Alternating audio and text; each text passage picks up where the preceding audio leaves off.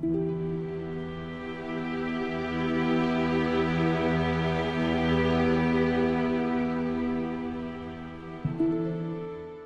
everybody, I'm Solanima. And my name is Zathos. And welcome back to Support Conversations. Today we have to talk about... Maybe we have to talk about... Okay, today we have on our agenda of talking about... something that Corey's very passionate about, that I'm relatively indifferent to, and something that I'm very passionate about, that Corey's very passionate about. Yeah. So we're gonna start. We're gonna start just because it just came out yesterday. Yep, we're gonna rip this Band-Aid off. Yeah. At least on the day of recording, yesterday was the launch of the new expansion Hearthstone, Whispers of the Old Gods. And it's, for those who play Hearthstone, it's a pretty big deal.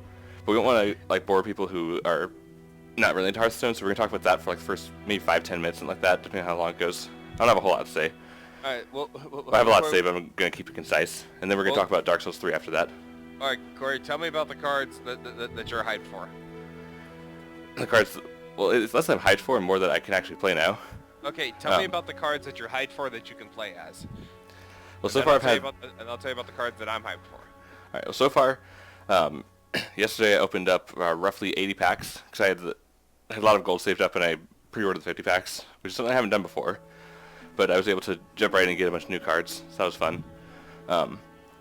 So the legendary I have is Cthulhu, which everybody gets, Yogg-Saron, which is the new Prince of RNG. I crafted myself a golden N'Zoth, just because it's such a cool looking card. Okay. N'Zoth is the one that summons all your Death Rattle minions that have died this game. Aww. And because he's gold, he actually summons golden versions of the ones that he brings in. Aww. Which is really cool, I thought. Oh my god, so many golden Sylvanuses. I also got the new Rogue Legendary, Zareel Poisoned Mind, I think his name is. He's actually a pretty strong card from what I've seen so far. And I got one which I was possibly the most excited for. I'm not sure if he's actually worth all excitement or if I just am overblowing him, but I think his name is Shapeshifter Zerus. Okay. And he's a 1-mana 1/1 legendary that for every turn he's in your hand, he transforms into a new random minion. That sounds like fun. Yeah, he is pretty fun. You're like, come on, Molten Giant. Probably not, because Molten Giant just got nerfed. That's okay. That's another thing that happened with the expansion is they nerfed a bunch of the classic cards to get ready for the arrival of the new standard format. Which again, I've tried to explain this to Zathos before, but I'm not very good at it, because I haven't played a lot of card games aside from Hearthstone. Like when I was younger, I played Pokemon cards, and I had friends who played Yu-Gi-Oh! And one or two that play Magic. But if you want a good explanation of why format's such a good thing, go watch D9's video where he's unpacking old Gods cards. Uploaded on the 26th of April 26th, 2016. In case people are watching this in the far future or something. The distant future. Yeah, he does a pretty good job of explaining like why formats are interested, like the history of Magic and why they introduced formats and how it made things really interesting. The short form of it is basically with a lot of cards rotating out, especially a lot of the standard powerhouse cards we've been seeing a lot, like things like Zombie Chow and Pilot Shredders, Sludge Belcher, things that were standard in a lot of decks are no longer playable. So, because we were just getting to a point basically where, like when the Grand Tournament came out, there were a lot of interesting cards that were released, but for the most part, people asked, why do I play this when I've got Pilot Shredder, which is just a better card. So the deck's getting really optimized to the point where the meta was just getting stale. Which is why it is that I would say, do you want to know why you would play it? Because it's fun. Yeah, and I'm kind of on that. I tend to be on that fence in a lot of games where I like to dip my toe into the competitive waters, but I also like to have fun. So I'm kind of on both sides. This is how much of a fuck I don't give. I remember the one thing that got me back in the Hearthstone was that we were talking about pirate rogues. Yeah.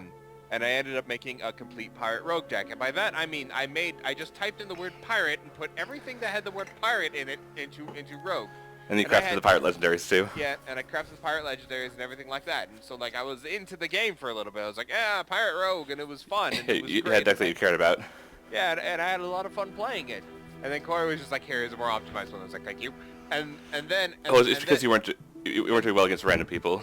And then when all this was done and whatnot, like Corey was talking about all new cards coming out, he was talking about pirate cards for Warrior. Excuse me one second. He's talking about pirate cards for Warrior. And I thought that was really strange because I thought like only Rogue had pirate cards. And then he was like, no, pirate cards work well with anything that has weapon synergy. And I was like, so is there a pirate paladin? And he's like, I don't think so. And so I went off and I made a pirate paladin. Yeah. And I was like, there we go. You should try pirate shaman next. Pirate shaman. Yeah, you could do like a mix of like shaman, like play shaman deck and do a mix of totems and pirates. That sounds neat. Yeah. I just came off the top of my head. I don't think I have any shaman weapons on me. Oh no, I have Doomhammer. Oh, you do? That's good. I know I have Doomhammer because I thought that weapon was kind of neat. I was like, oh, it's a thing that gives me Wind Fury, and technically I have charge. Yeah.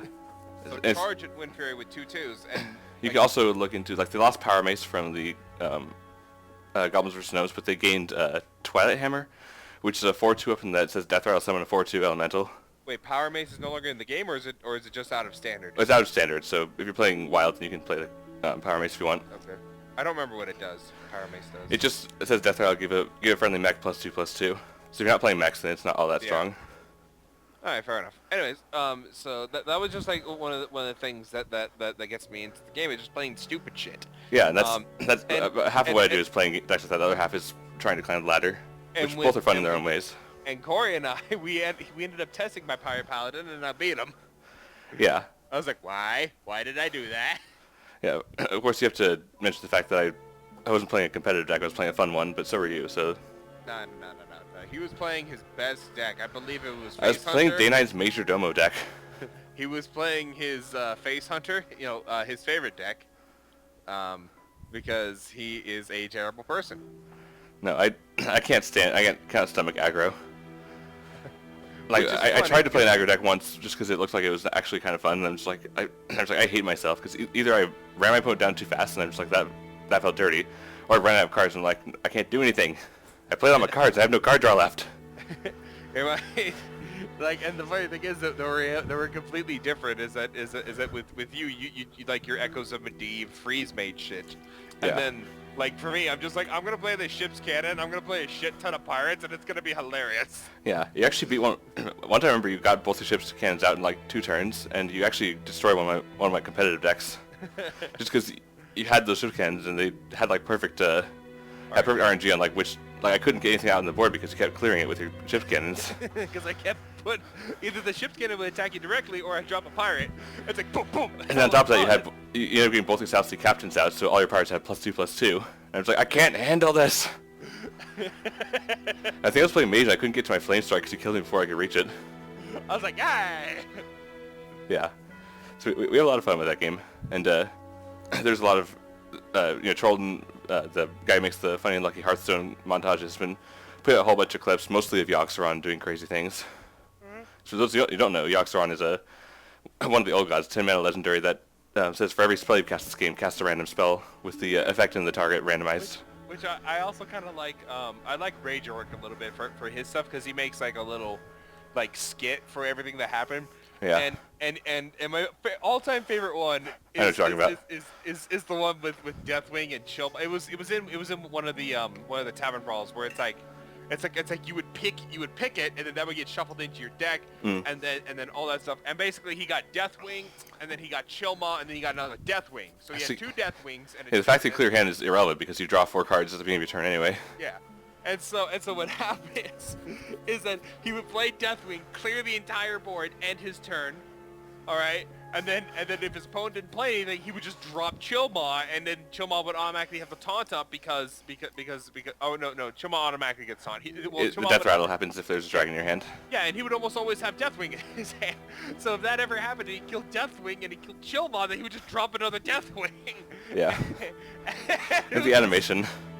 The animation at the end was just the orc just laughing, just ha ha ha ha, and it's in the back. It's like Deathwing, Deathwing, Deathwing, Chillmaw, Deathwing, Chillmaw, Deathwing, Deathwing. And I was just like, that's hilarious. Yeah. Well, speaking of Deathwing, did you know that he got a new iteration? What do you mean? I told you about how there's a new legendary. The Paladin legendary is Ragnaros Light Lord, where instead of dealing 8 damage to a random target, he heals a random friendly for 8, and he can still attack. So a couple cards are getting either corrupted or redeemed. And one of them is, I don't know if it's a corruption or redemption version, but it's a Deathwing Dragonlord. He's still still a 10-mana 12/12, but now it has Death Rattle. Death Rattle summon all dragons from your hand onto the battlefield. That sounds awesome. Yeah, it's a pretty cool effect too. 'Cause you see, like when he dies, you see like these shadows like dragons flying overhead, and then all the dragons from your hand get pulled out, which is really great. As I was watching the other guy, Disguised Toast. I remember him. How he likes to do a lot of experimental videos, like showing like what you can do with the game. Yeah. And he was testing some weird, interesting interactions. Where in Wild, apparently, if you're playing Mage, you get Deathwing Dragonlord out, and you put Duplicate up. The Duplicate happens first, so Deathwing dies, 2 go into your hand, then 2 more Deathwings come out. Huh. Like he summons himself, because Death Rattle happens after the secret procs. I'm like, that's hilarious. No, I've got 2 Deathwings! And it's it made me laugh, but Yeah. Deathwing is kind of a tragic character in the league, almost said League of Legends, in the World of Warcraft lore. Yeah, and I remember hearing about that. Speaking of tragic characters, this is a fantastic segue into our next discussion. Yeah, one last thing, then we can segue into the next thing. That was a fantastic segue. How dare you? I was gonna say, yeah, he's a tragic character. I think it's because of the old gods that were brought in this expansion. Yeah. Like the old gods are the ones that turned him into a vehicle of destruction, when he was actually on one of the good guys before. Yeah. Anyways, So I guess that the Deathwing they added, Dragonlord Deathwing was like pre-corruption. So it's not like redeemed, but he's before he was corrupted. That'd be my best guess. Hey Corey, completely related question. Yeah? What if you had a harem? Where did that come from? It's completely related. I don't know how I'd react to that. Because I've never had a... I'm just gonna drop that down on you right there. Like I don't know. Corey, I want you to imagine that you're at college and you know he got like an apartment and everything like that. Yeah. Well, what if like everybody had to get kicked out of the apartment and it was like really hastily done? It's like, don't worry, we're gonna relocate you to a new area. You're gonna be totally fine, all that good stuff. And you get to the new area, turns out you're the only dude in the entire damn place because they thought Corey was a girl's name. Or like the paper gets mixed up, so I have like the gender inclusive option checked, so I end up having 3 female roommates, something like that. Okay. No, this is... Do you not have that checked? What do you mean? The gender inclusive? Whichever one. Basically, if you have it checked, then it means that they won't match you with some of the same genders for people who... Okay. Based on like sexual preference stuff, some people might actually be more comfortable sharing a room with someone of the opposite gender. I get that, yeah. Okay. So if you check that box, then it's like they're not going to restrict you to having a roommate of a certain gender. I get it. I get that. All right. Anyways, moving on. So you're in the room. So you get to the new place and you have a harem. Let's go with 5 girls. All right. Okay. You got your shy girl and you got your tsundere and you got your love bug and then you got. Do you want your love bug to be the drunk girl as well, or do you want her to be a separate girl? I don't really know. I'm not that experienced with harem anime. Right, so you're gonna have your party girl as well. So your party girl is gonna be the drunk girl, and then you got the love bug on the side, and then you got the one who's like an actual good student. All right, right. The one who actually seems fucking normal and not a goddamn trope. Yeah. Aside from maybe the trope of waking up before to make sure you get to class on time. But I tend to get on my own. I'm not like the stereotypical slacker student who skips school every once in a while or is always late or whatever. Why not? Because I'm paying a lot of money for this education. I kind of want to get the most out of it I can. I would skip at least one day, personally. Like, I would just be like, I am not going to school today. Yeah. It's like, why not? It's like, cause fuck today. Yeah, if I'm sick, obviously I'm going to stay home because I don't want to get other people sick. That's the whole point of getting sick. You gotta spread the infection, make the human race stronger. Yeah, no. So, anyways, so you're saying what would I do if I found myself in this situation? Yes. And how attached are these girls? Just out of curiosity. Like, is it like the ones where it's like a harem anime where like they're all like jumping at me at every moment, or is it more like we just happen to be living together and there may or may not be romantic feelings? Like if there are any, then maybe they're not shown yet. They all have their obvious personality traits. Like for instance, the party girl, she likes to party and whatnot.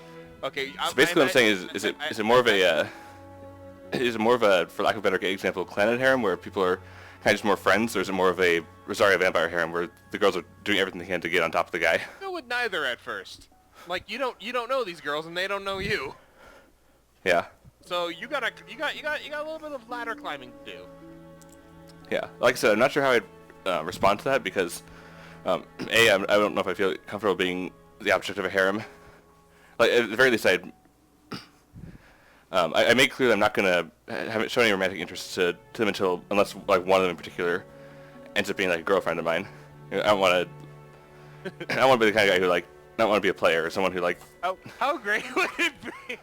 I'm just imagining this like you're sleeping. It's the middle of the night. All of a sudden you just hear screaming, like not like screams of like someone being attacked, but more like screaming of like annoyance.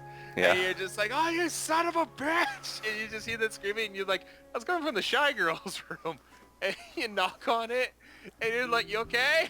And you just keep hearing the screaming, and you're like, she's playing a video game. Like, I know she's playing a video game. Yeah. You don't get screams like that unless you're playing a video game. And the door cracks open from the knock a little bit. She didn't fully close it. You're like, she's screaming at Animal Crossing. Of all things. And she's like, you fucking golden bug, stop running as soon as I get on screen. Yeah, I could see. I was about to say like the only thing I could think of that would cause a rage reaction like that in Animal Crossing is losing a huge amount of money in the stock market. Oh yeah. Which is the stock market in that game is buying and selling turnips. Okay. You buy turnips on Sundays, and then each day of the week there's a different price for the turnips that you can sell them for. Yeah. But if you don't sell them by the next Sunday, then they go bad, so they're worth nothing. That's a pretty good metaphor, as opposed for stock marketing. Yeah, but it's spelled STALK. Really? Yeah. Really? The stock market. I hate Animal Crossing.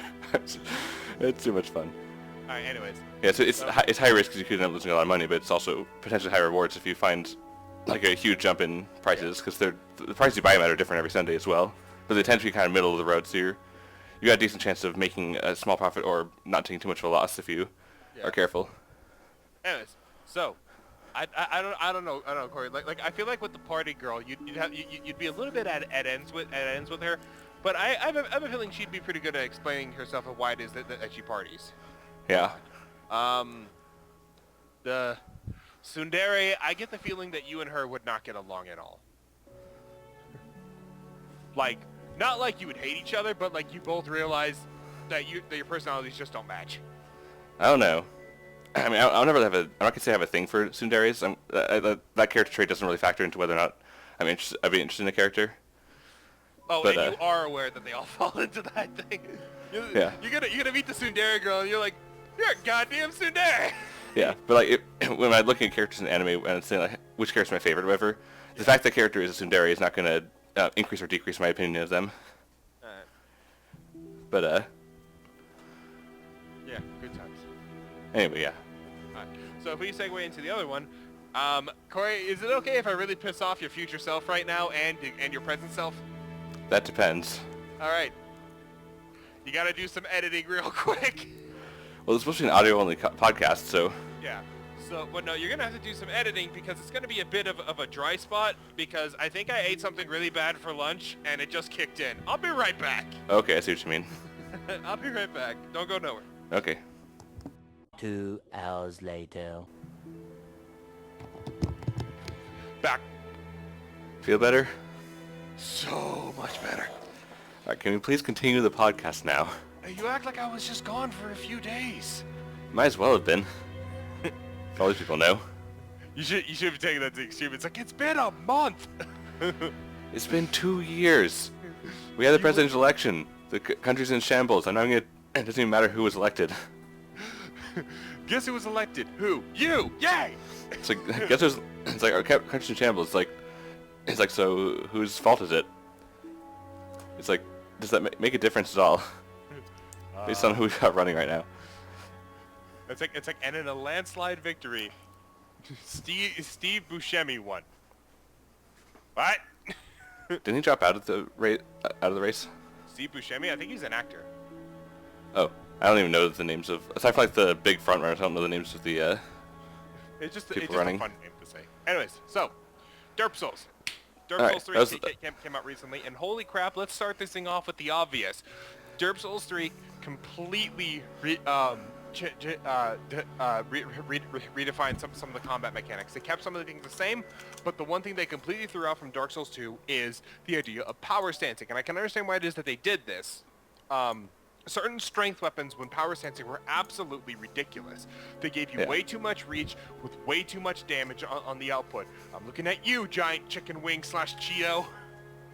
Now, to be fair, in order to have enough strength to power stance the giant Cheeto / chicken leg, you needed 105 strength. That's a lot of strength. In Dark Souls 2, it seemed like leveling up was much more efficient and much faster than it was in Dark Souls 1. Yeah, like what level were you when you finished Dark Souls 2? I think like 120 something? I thought we were both pushing like 200. I don't think so, no, because my Oh, no, that was when we were in New Game Plus. I remember last time playing my first character in New Game Plus, I was like at 200 soul level. We were easily like 100, 120 soul level, something like that. No. Granted, you can attribute this to the fact that you get the covetous Silver Serpent Ring very, very early, specifically from Old Hag Melentia. She gives you the +1 version of the ring, which is very, very good. You get a 25% increase to every single soul that you get. I believe it's 25. Yeah, but then Dark Souls 1, we were like just pushing 100, weren't we? When we finished our first playthrough. Yeah, like our first playthrough, we were pushing 100 because we did a lot of safe levels where we grinded, we came back, we leveled, we grinded, we came back, we leveled. I don't remember grinding too much. I did. And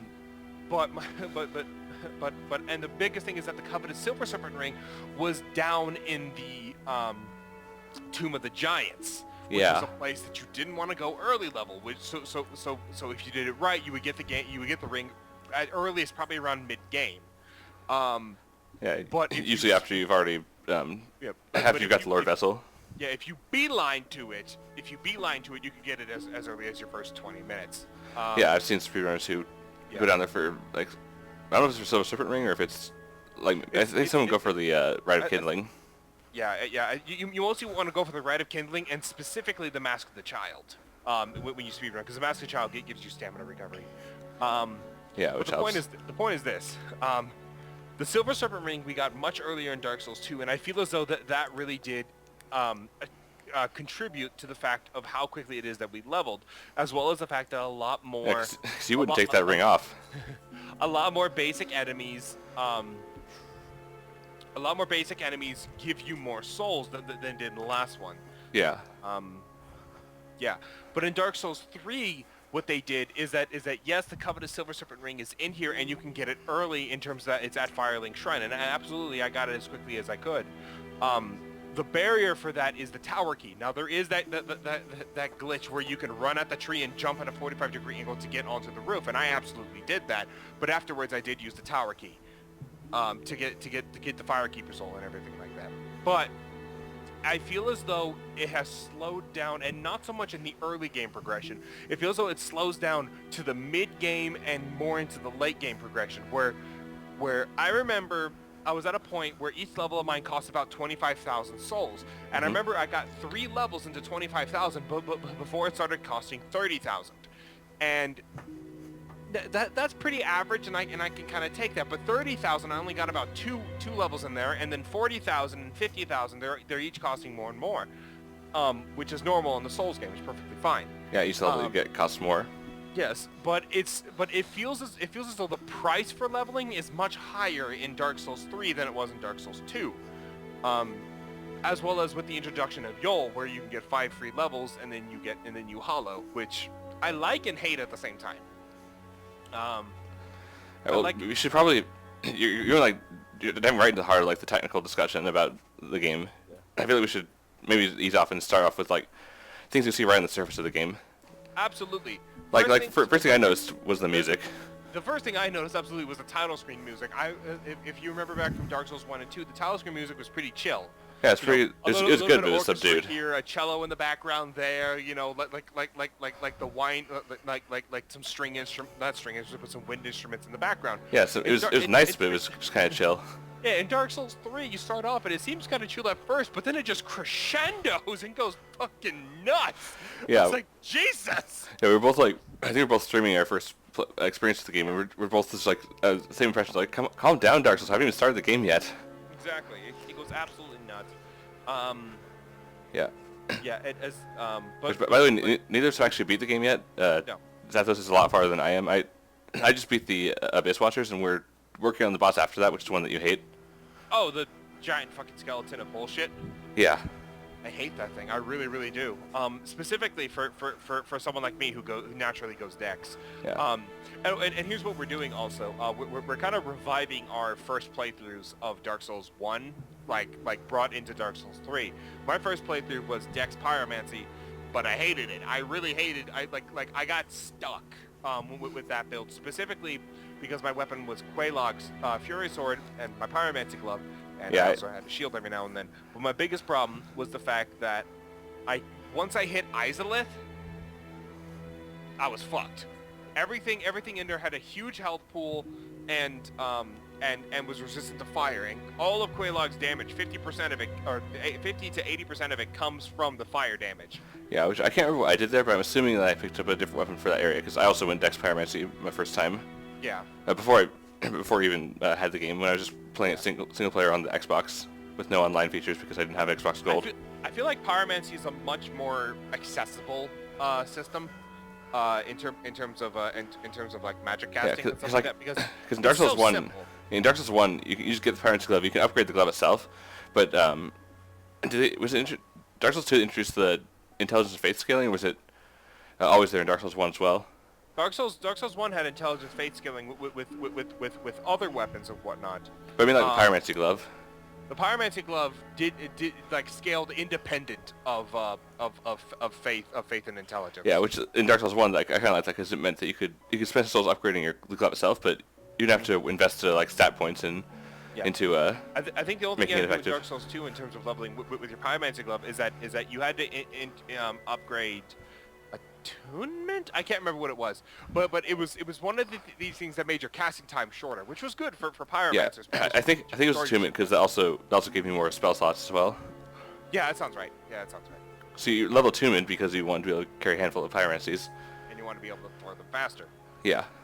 And you But also other have than that, the you could just put everything into your into where stats you had, which for me were dexterity, endurance, a little bit of health. Yeah. And so I also had that the dark wood grain ring, so I was flipping around. I got that one too. My first playthrough. I decided to go against it on my second playthrough because I ended up going with the FAP ring and the Hornet ring. I want to say the Hornet ring. No, it was the old Leo. It was the Leo ring. Because my weapon was Velka's rapier. That was the one where we co-op through, right? Because I finished my first playthrough of Dark Souls, but again, it was like a solo experience. And then I got the Prepared Edition on PC, and that's when you and me co-opted through it. Yeah, where I play as a faith strength like paladin character. Yeah, he went full faith strength, and I went Dex intelligence. And I was wondering, like, is there any weapon that would go well with this? Because there's a weapon later on in for Dex for faith strength that is like, it's like Paladin Leroy's hammer, whatever the fuck it's called. I can't remember what it was, but it was essentially a faith strength weapon. Yeah, so I ended up using the Zweihander with a Sunlight Blade on it. Yeah, which works too. And then when that wore off, I also had a Divine Claymore for backup. And for me, I had Velka's Talisman, Velka's Rapier, Logan's Staff, and the Blood Shield. Yeah. Yeah, we both used the Blood Shield. Yeah. At least until I got my Paladin Shield, which gave me auto health restoration. And I absolutely loved Velka's Rapier. I loved its moveset, specifically with the heavies, how I would do like a V with it. Oh yeah. It's very fast. Yeah, you're so happy when you got that rapier. I was absolutely. We got to Painted World, and you're just like, come on, we gotta get through. We gotta get through here. We gotta get my weapon. It's so close. Yeah. I'm just like, okay. I'm just kind of following you guys. You're just like, oh, I finally got it. It was absolutely fantastic, and I loved it. And the one thing I loved about it is that it was impossible for me to buff it because it already scaled off of intelligence and whatnot. So because of that, I didn't need to carry things like magic weapon or crystal magic weapon or anything like that because it was already fine, which freed up more slots for me for other spells. Yeah. Which was absolutely fantastic. Yeah, which you can play as a pure spellcaster, like Because a lot of people say that going like appear into build is like the new play style because you're just like I'm just gonna stand back here and throw spells at this guy until he dies. You actually got in there. You just have to have spells to back up. Yeah, but like if I needed to take a step back and he was on a sliver, I could just hit him with a soul arrow and just be done. Yeah. Which was nice. And then in Dark Souls 2, did we try the same builds together? I can't remember because I've been through. I feel like we swapped builds. Because I remember you had like, for a long time you had the anvil and a stick for your weapon. You kept getting like bigger and heavier weapons. Oh yeah, I went strength faith. Yeah, that's what we swapped. Yeah, because I went Dex Intelligence because I got the twin blue flame weapons, which are the swords that let you cast sorcery. So I could cast spells without having to switch to a catalyst. Yeah, and I just like I had like the large club and I had like the great club, and I just kept getting bigger, and then eventually I used a demon great hammer, and then I found out that the anvil on the stick has the exact same stats but it's lighter. And Yeah, I'm just and like, then cool. these are power stancing heavy weapons. I'm just like, is that really necessary? Yes! It was a lot of fun. We were having a Yeah. great time. And then I remember I feel like the one thing that I liked about Dark Souls 2 a little bit more over Dark Souls 1 was that there was a lot more weapon variety in terms of what it is that you could do with the weapons. Yeah, I'll give it that. What weapons had unique movesets, which is more prevalent in Dark Souls 1. For the example, like Velka's rapier. But in Dark Souls 2, absolutely, I had so much fun just going through different play styles. Like I remember I played. Like, I went through with the strength character, I went through with the dex character, I went through with a fist character, I went through with a spear character, I went through with, like, I just had so much fun. I was just like, Yeah. this so much. How many of those so much characters variety. how many of those characters actually made it to the final boss and finished the game? The fist character I'm still working on. Yeah. The dex character made the strength faith, made it. Yeah, 'cause you're there for that. We co-opted that one. And I think, and I was thinking about like my pyromancy character, but that's my fist character. Yeah. Which Corey and I, we both made these characters because we were kind of hyped for Star Wars one day, and we decided to make characters who were essentially like Star Wars. It started with me because I want to have an identity that people recognize when I invade people's worlds. So I'm gonna make Darth Revan. Yeah, he made Darth Revan, and I was like, I'm gonna be your apprentice, and you were like, sure. And so, and I actually had like a whole storyline in my head, where It was like a non-canon apprentice because the closest thing to an apprentice Darth Revan ever had, it's dependent on one of the endings, and I'm not going to go into the details of lore of the Knights of the Republic, but people who play the game probably know what I'm referring to. But the idea is that we got displaced, and we ended up here. Revan is some non-canon apprentice. And so, Corey, I believe you picked up Faith, so you can shoot lightning and shit. Yes, I had like lightning bolts and I could emit force and that kind of thing. And for me, I picked up pyromancy because that just seems like something that like I made a whole character in my head for this thing, and that's also why it is that she picked up fist weapons, specifically the cestus and the demon fist and all that stuff. It's just so much fun. My character used that one katana that has like an invisible blade, and then I'd buff it. The what? Dark Drift. Yeah, I actually had twin Dark Drifts. I did something for the guys who gave me a Dark Drift, and I killed him, and I got another Dark Drift. You're like, yep. Yeah, so I had that, and then I buffed them with like either like a bleed effect or using pyromancy to give it like a flame weapon effect, so it looks like a red lightsaber.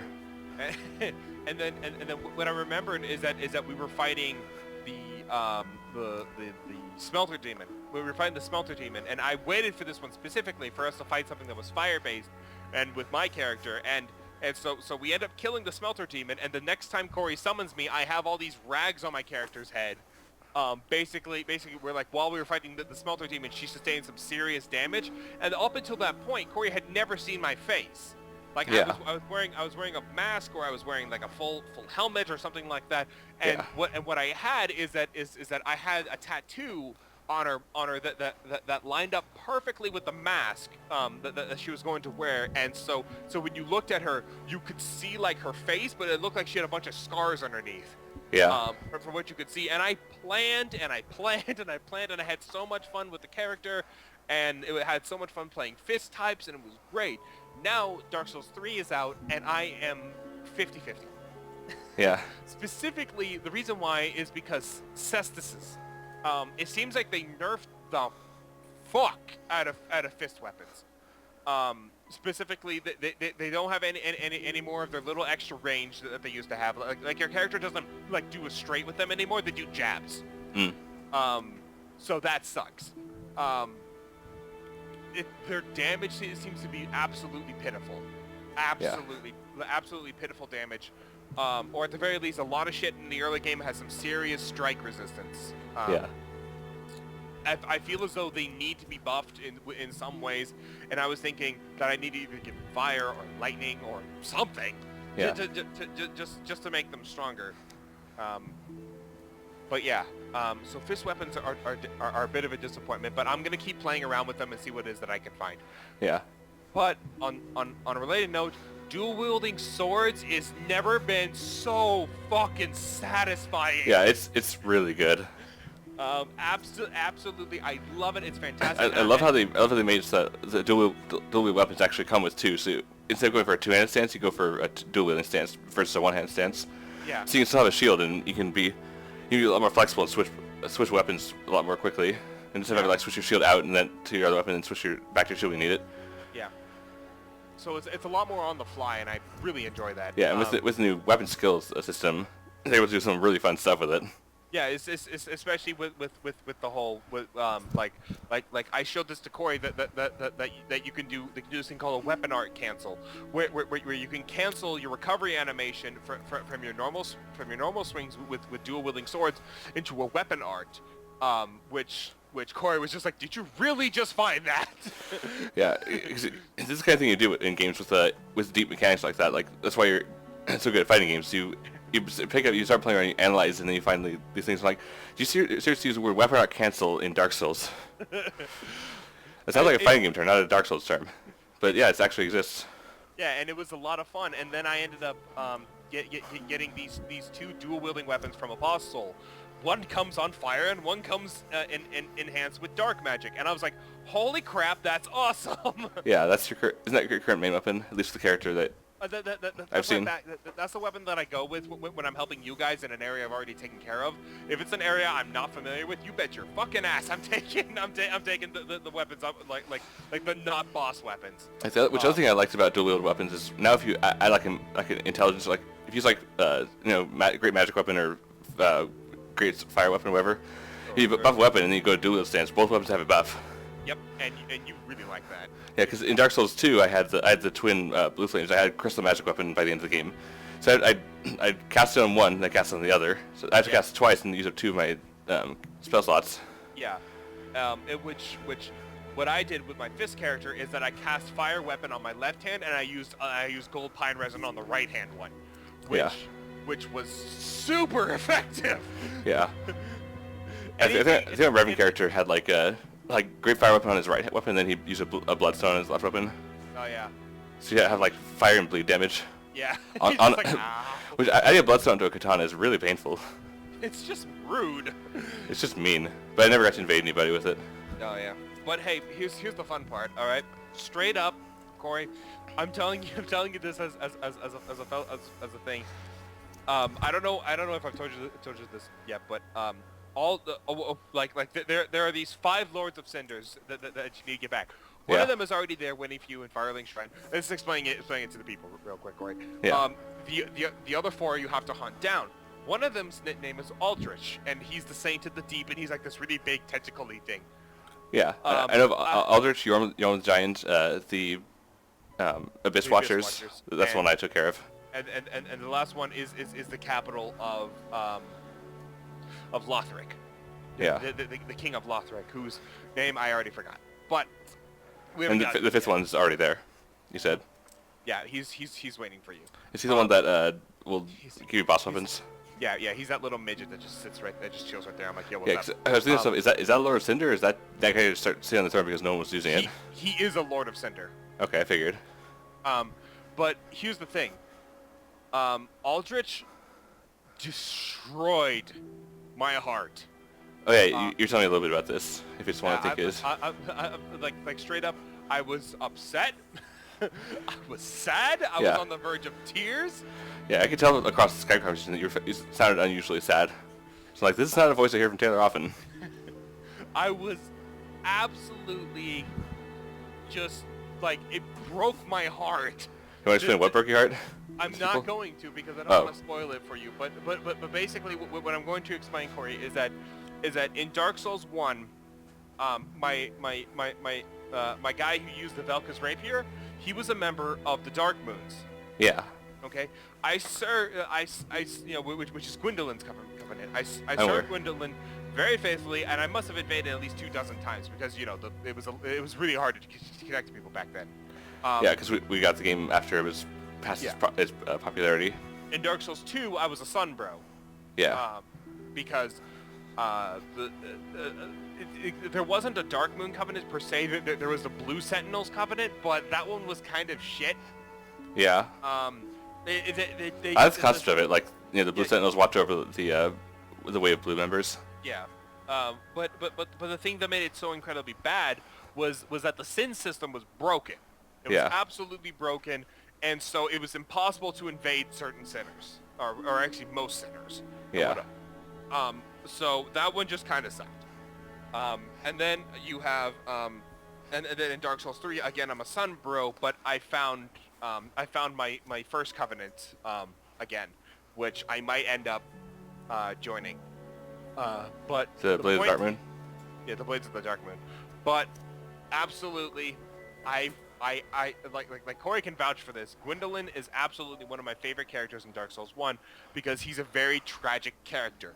Yeah. He was born a man, but had an affinity for the moon, which was considered a feminine trait. He was raised as a woman, and he always felt as though that his father didn't love him or neglected him or thought of him as someone who wasn't, like he was essentially scared of his father, but he wanted his father's approval, to the point that when Gwyn dies and rekindles the first flame, Gwendolyn stands by his tomb forever, like just trying his best to make his father proud, even in death. And there's a little thing where you find out that the Way of White, when you translate it to German or something like that, actually means the Way of Gwyn. Yeah. Which through a bunch of translation hoops means that Gwyn made this covenant for Gwendolyn. Yeah. Which was kind of a thing that was, like, it hit me right in the heartstrings. And yeah. So I love Gwendolyn. He's a fantastically tragic character, and I know a lot of people love Solaire, and I love Solaire too. Yeah, everybody loves Solaire. I think if I was going for a character that, a character that I had a kind of close affinity to, would either be the whole story of Artorias and the Great Grey Wolf Sif, or Quelaag's sister. Yeah. Those are the two that, like, when I watched the Vati's Prepare to Cry videos, those are the two that hit me the hardest. Also, go watch that shit if you haven't seen it yet. If you haven't seen Prepare to Cry, like Dark Souls Prepare to Cry by Vati Vidya, he explains the lore of, like, the Dark Souls games and tells the tales of all these really tragic characters. Yeah, I haven't seen the newest ones, but at least the ones for the first Dark Souls games are really good. He didn't really have it for Dark Souls 2 because the character development in Dark Souls 2 wasn't really there. I mean, there was Lucatiel. Yeah, Lucatiel was the only one that had development, and she was really interesting. Yeah, Lucatiel absolutely. Lucatiel was a fantastic showing of how it is that the curse progresses. Because before, we never really had a progression of the curse. It was like, they're good, they're good, they're good, they're not okay. Yeah, the closest thing we had was that guy in Sen's Fortress who was, like, on the verge of turning, but he hadn't quite gone over yet. Yeah, he was just trying to keep himself there. Like, he just kept counting upwards, and he was having difficulty with it. Yeah, we saw that, and then we kind of saw it with another great character, Sigmar Katarina, where, like, you didn't see him so much turning, more like you saw him struggling against it because, like, to keep himself from turning, he needed to have a purpose. In order to have a purpose, he had to keep, like, he kept, like, kind of letting you take care of business for him. Well, no. In order for him to have a purpose, he kept going on these adventures and being very careless and whatnot with his life. But when you end up showing up and you end up taking care of the problems that he can't anymore, he ends up kind of relying on you. When he relies on you, he starts to hollow. He begins to hollow. So he tries to go off on, like, one big final adventure down an Ashen Lake, and his daughter meets up with him, and they. Yeah, that was the other tragic character that really tugged at my heartstrings. Sigurd? Sieglind. Yeah, Sieglind, that's it. Sieglind. Just like the ending to the Prepare to Cry video of Sigmar and Sieglind. Yeah. But do you want to know how much of a dick I am? What? After Sieglind is standing over Sigmar's body, and... spoilers, but yeah. Yeah, and it's all said and done. I was standing there. I looked at Sieglund. I looked at Siegmeyer. I looked at Sieglund, and I stabbed her. And I just You killed monster. I killed her. I was like, Did you feel bad afterwards? I was just like, the way I see it is that I'm putting her down. Not like she's like a ravenous dog, but basically, now that her father is gone and turned hollow, what is her purpose now? Is she undead though? She is undead. Okay. Her purpose was keeping her father from getting out of hand, and now that her father has turned and he is no longer out of hand, what's her purpose? Yeah. I decided to kill her while she was still human. Yeah, which the point I want to make, by the way, is not only do these games have really great characters and a really great sense of how they interweave lore into the game without shoving it in your face. Yep. It's all supplemented with some really like top-notch voice acting. Absolutely. Like I, at least Dark Souls 1 and 3, I can't remember the characters aside from Luke Teal in Dark Souls 2, but every character you spoke to in the Dark Souls series pretty much had like amazing voice acting that really helped you to get a sense of how they're feeling at the time. Especially Trusty Patches. Yeah. Who is voiced by the same person, and Patches has been in every single From Software game since Demon Souls. Huh, that's cool. Yeah, he was in Demon Souls 1. He was in the first Demon Souls. He was in Bloodborne? 1, 2, 3, and he was in Bloodborne. Which is fantastic. Yeah. I love it. I still want to go through. I've told you this before, but I haven't actually made it public. But at some point, when I get back to making more top 10 lists, I want to make a top 10 best voice acting moments in games. Not like best like performances overall as a character, but individual moments, like little pieces of like single lines or single like maybe like a short series of lines. Yeah. But just a moment in voice acting that really captivates you. I'm not sure what I'd pick for Dark Souls. So I have to do like one per franchise. So I'd be like, which moment in the whole Dark Souls series had like the most convincing, the most heartbreaking, or the most impressive voice acting? I think that for me, for Dark Souls, it might be Solaire's, if only I could be so grossly incandescent. Yeah. There's also some of the, I think, if we're going for like a heartbreak factor on the list, it would be Quaylag's sister. When you have the witch ring on, you talk to her, and she has that line like please, dear sister, do not cry. I have still you. have you, don't I? And you're like, Yeah. And the voice is just, about that. not only is the lines out, the voice, like the way the voice actor She sounds so weak. Yeah. Like she sounds so weak and frail. Like you don't want to tell her the truth because you feel like it might destroy her. Yeah. And I'm not being sexist. Yeah, no, it's all tied into her story about how she basically sacrificed her own well-being to save the people of Blighttown. Yeah. By like taking in the poison herself. It's not that she's not weak and frail because she's a woman. She's weak and frail because of what she did for these people and for her compassion. She's sick. Yeah. Like she's got super cancer with super AIDS with fucking swamp water. Yeah, and the first time you meet her, you can see like if you compare like like what Quayle looked like just a minute before, like how bright the colors were on the spider body and everything, and Quaylog had fire coming off of her. She looked very active. She had flames everywhere, yeah, and her skin looked healthy. And even her hair was like long and like you could tell like it was like a dark brown. She looked really healthy. Yeah, and then you see her sister, pale body, no flames, tied up in spider webs. Yeah, the spider itself looks like it's practically dead. Yeah, it looks like these spider webs aren't there to hold her, more to support her. Yeah, and she's got like pale white hair. I don't know if she always had white hair or not, but if she was like her sister, then... But she just looks sickly. Yeah. Come on, Quits, up. And then if you happen to start with the Old Witch Ring, or if you trade with Snuggly the Crow to get the Old Witch Ring, you can speak to her, and when you're wearing it, she thinks, because she can't see, I think she's like blinded. Yeah, she got blinded by the sickness, so she thinks it's you. Yeah, because the only person who can speak her language is Quaylagh. Yeah. Well, and then you have the old man with the egg on his back. He's like, you speak the language of the fair lady? I was like, I do. Yeah. Quincy, hop. Come on, Yeah. get up here. So I have to listen to a bunch of the lines before I make a decision, but I think I would lean towards that just because. Yeah, absolutely. But then like you said, Solaire has a lot of great lines. The line with Sigmar where he was charging into battle like, I am Sigmar of Katarina, and you shall feel my wrath. And I'm like, that's a good war cry. Yeah. Dude, it sucks that you're gonna die. Yeah. But yeah, good times. So anyways, we're coming up on like 50 minutes here, I think, now. All right. Well, I mean, we talked a lot about Dark Souls, but pretty much what I'm gonna say is that if you haven't played the Dark Souls series, go get Dark Souls 1, 2, and 3. Dark Souls 1, I believe, is like 15 to 20 bucks. Dark Souls 2 is like 30 to 40, and Dark Souls 3 is brand new, so it's like 60. Yeah. I would say, at the very least, pick up Dark Souls 1, and because I can see it might not be for everybody. I think that if you, first off, don't give up on it if it's hard at first. Because everybody I know who's played Dark Souls. It takes a few hours to get into it, but once you get into it, you won't be able to put it down. The absolute most important thing that you need to know is that the game didn't cheap you out. You need to remember to pay attention.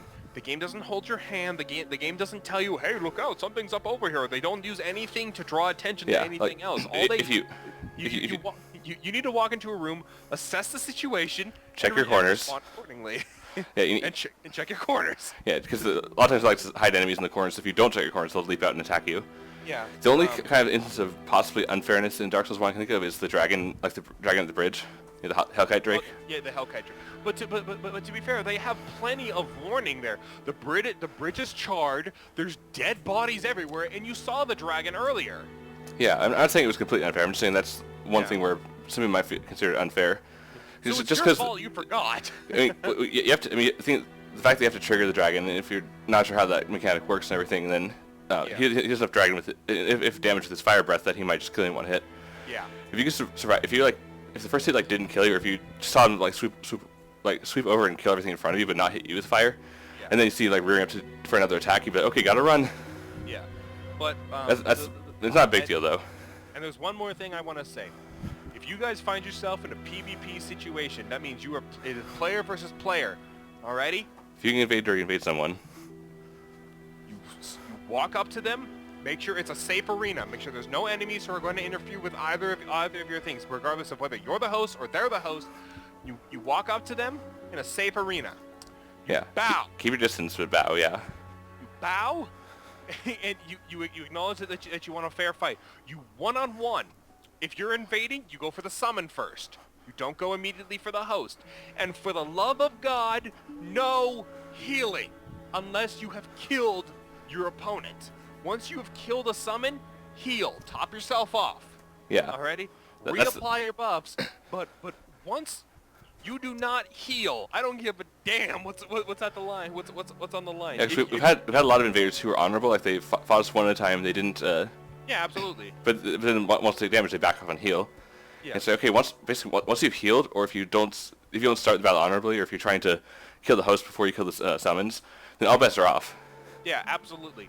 If I can understand if you skip the bow. A lot of times, some people go for the bow and they end up getting kind of destroyed for the bow. And I understand if you just want to skip the bow and you just want to get right into the fight. That's perfectly fine. Especially in Dark Souls 1, where you couldn't roll out of the bow. Yeah. In Dark Souls 2, you could do a combat roll to get out of any emote, but in Dark Souls 1, you had to finish the animation first. Yeah, but it just made killing the person so much better, when they interrupted your honorable bow, and you were just like, you son of a bitch! They just walk up and backstab you, and you're like, okay, all bets are off. Yeah. Time to take out the giant dragon tooth. Do your best to not backstab fish. I mean, it was a big thing in Dark Souls 1.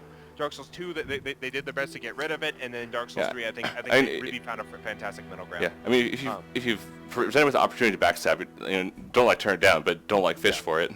Yeah. Don't make your entire strategy nothing but strafing around your opponent and going for a backstab. Yeah, if they do a big heavy leapy attack, and it puts them it's they're leaving themselves exposed. It's like, okay, I'll go for a backstab now. Yeah, absolutely. That's perfectly fine. They left themselves open to you. Yeah. But just remember this. Safe is find an arena. If they're weak, let them heal. But before the fight starts, if they have any healing to do, let them heal. Okay, you will fight them one-on-one, honorable, and just don't be a dick. I know that there's a place called the Dark Race, and they're known as the Dick Race. But come on, you don't need to be that guy. If you guys want to see a great PvP channel, in terms of Dark Souls 1, 2, and probably 3 now, it's Ouroboros. Yeah, I was about to say him. He makes fantastic videos. He's honorable, and he is the god of parrying. Yeah. They make a video just called Parry the World, where it was just him parrying videos. It's like him parrying every enemy in the game. Yeah, he parried every enemy game and even parried spells. And like very gruesome. Like 6 enemies attack him at once, you just go parry, and all of them get knocked back. Which is funny. Yeah, Anyways. so he's also really entertaining to watch. Like, he's just a funny guy. He has this thing called Oro's Arsenal, where he picks a weapon, and he just kind of demonstrates how like how good it is. And my favorite, the one video that made me find it is that there's a weapon in Dark Souls 2 called the Ultra Fume Sword, or the Fume Ultra Great Sword, and he calls it the Fume Ultra Fun Sword, because it's got a very unique attack animation for an Ultra Great Sword. And because of that, it's got fantastic roll punish, and I'm going to use all these terms that you don't understand. But unless you're a Dark Souls veteran already. I think the video you showed me of his, I think, was either when he was playing with Muti, it's like Oro Muti. Yeah. Or maybe the one with the purple popsicle. Yeah, a giant purple popsicle. Yeah, which is just a weapon with a dark buff on it, so it looks like a giant purple popsicle. Because I remember that one, like, it has ridiculous roll punish, and it does so much damage to every hit. Like, the first fight he got into, he watched a person basically just hit him 4 times and killed him. As the guy was trying to, like, roll out of the way and dodge and stuff. He's like, well, that works. It's just all 4 hits landed, and it was like, that was fun. Alright, so I think we can nutshell this as such. Hearthstone got a new expansion, Corey's hyped for. Corey would do fantastically in a harem anime and go buy Dark Souls 3. Well, it depends on what your, how you judge a protagonist of a harem anime.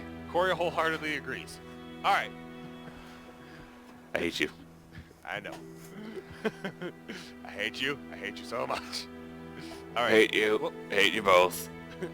Alright. Oh yeah, speaking of which, Team 4, did you hear that Team 4-Star got most, if not all, their copyright strikes taken down? That's good.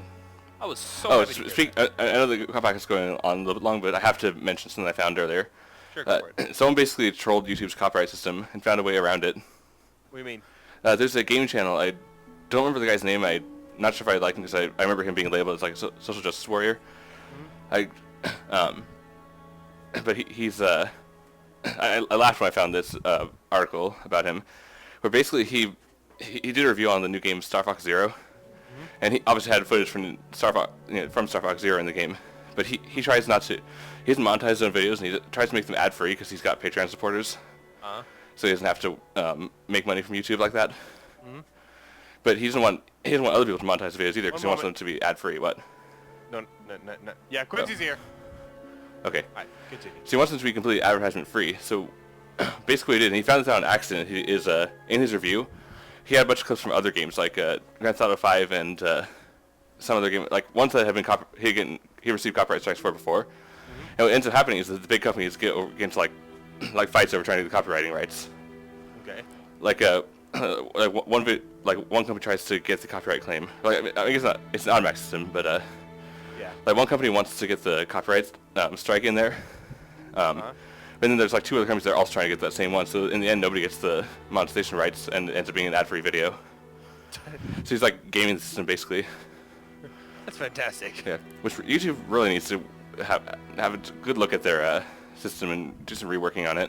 Yeah, absolutely. Like I remember there was that hashtag "Where's the fair use?" Yeah. Which it's just happening like around this time every year. People start to notice, like people start to talk about it more again. Yeah. Like there'll be like for a month or two, there'll be like a big surge of people talking about it and saying where's the fair use and talking about how stupid the copyright system is. And then after a little while, it goes quiet again. But then the next year, it comes back around again. Yeah, absolutely. And hopefully it'll be fixed eventually. But yeah, it's definitely something that needs to be taken care of. And it's one of those things where I remember when I first started doing YouTube. Specifically, I did a Let's Play of The Legend of Zelda: Ocarina of Time. Yeah. And I remember that there was a lot of times where like I would be playing the game and I would just play music in the background while I was playing because it was just moments of dead silence. This is when I was really new, and instead of filling the commentary yourself, you play music. That's generally what you do when you play games anyway. Yeah. Like not when you're recording. We're like I was like, well, what do I normally do? I was like, well, I'm not really doing anything that's worthy of me saying anything, so I'm just gonna play music. And I played a lot of music. And I remember one time, Corey, you asked me if I was worried about getting copyright striked for the music that I use, and I thought about that for a second, and I went, no. Yeah, because at this point, unless you're like, it's like a blatant use of, like, if you're uploading a full movie or something like that. Yeah. Generally, all they're gonna do is they're not gonna flag your video and take it down. They're just gonna like monetize it. And at small channels, just doing it as a hobby. We're not relying on any income from YouTube, so we don't care as much. Yeah. We mostly are our annoyance is because it's annoying to deal with, even if we're not worried about monetization, and B, it's for the big channels that we want to see support for. Yeah. And some people actually make a living off of YouTube. Well, I think that's a good note to end on. Yeah, we've been going on for quite some time. All right. Well, thank you everybody so much for watching. Be sure to tune in next month, where we talk about something I don't know yet. We haven't decided that yet. Alrighty. Well, bye-bye. Tune in next month when Zathos becomes a full-fledged fan of Hearthstone. Maybe. See you, everybody. All right. Bye-bye.